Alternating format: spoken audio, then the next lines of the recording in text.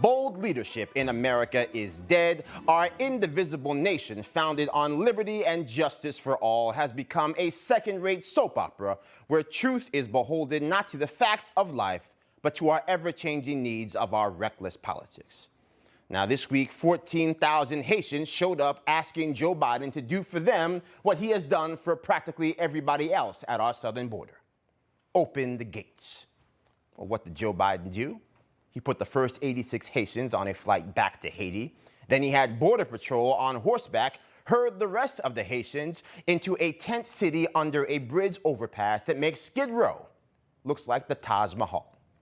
And when the public voiced outrage over the appalling conditions on the border, the Biden administration threw Border Patrol under the bus, called them racist, and then pretended that Biden and co. had nothing to do with the horrifying scenes unfolding before our very eyes. In fact, if you listen to Biden, Blinken, Mayorkas, and their team of sycophants, you would think Donald J. Trump was still in control of the border himself. They speak as if there are some unseen forces making decisions about the Del Rio on their behalf, when in reality, everything that has happened on that southern border since Joe Biden put his hand on a Bible is a direct result of decisions that he has made that have made America less safe. The Haitians on the southern border are not there because they want milder summers. They are there because the aid rendered by the Biden administration in the aftermath of their latest heartbreak has been ineffective. They are here because perhaps one of the largest intelligence failures in the last decade, the president of Haiti, right here in our own hemisphere, assassinated by alleged co-conspirators living right here in U.S. soil, and the Biden administration missed it.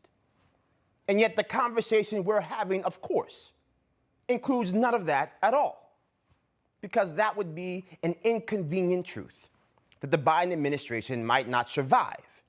And so the people who subscribe to Biden's policies are happy to ignore it. Similarly, this week, President Biden announced to the world at the UN General Assembly that America would honor its commitment to provide an arsenal of COVID-19 vaccines for the world. In that effort, he pledged an additional 500 million doses for developing countries. And that's a noble undertaking until you remember that millions of people from many of those same developing nations are showing up at the U.S. southern border, and this president has made the conscious choice not to test them for COVID, much less vaccinate them for it.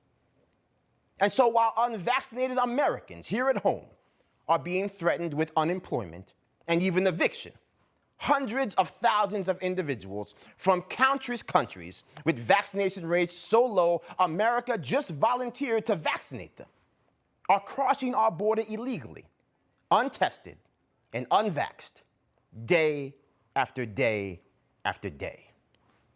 And yet the same media and the same public obsessed with the irrational goal of eradicating COVID completely don't believe the surge of unvaccinated immigrants at our border has any impact on the current state of the pandemic here at home. Don't believe this has any impact on the rising number of cases we are seeing in places like Texas and Florida, where the immigrants are known to flock.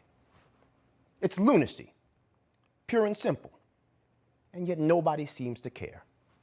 Not because it is not important, but because it is inconvenient. And so we can't continue to live like this, folks. We can't live in a world where truth becomes an eye of the beholder test, where our principles are rooted not in convictions, but what helps win elections.